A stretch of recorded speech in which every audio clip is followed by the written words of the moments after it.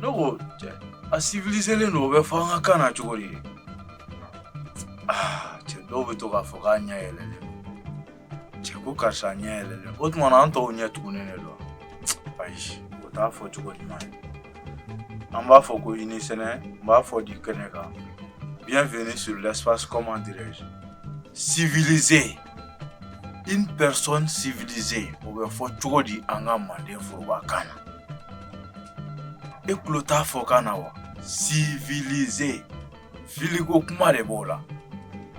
a bɛ fɔ civilisé de ma an ka kan na ko karisa somɔgɔyalen don bawo ɲɛnamaya kunfɔlɔw la mɔgɔw tun b'u ka ɲɛnamaya kɛ waa kɔnɔ de wala kungo kɔnɔ siyɔrɔko tɛ yen finiko tɛ yen ɲɛgɛn tɛ yen fan bɛɛ yɔrɔ min mana diya a b'o kɛ mɔgɔw bɔlen o la ka na bonw jɔ ka siyɔrɔw dilan a fɔra o tuma de ko civilisé ko bɛɛ datɔmayara k'u darɔ bɛn ka ɲɛ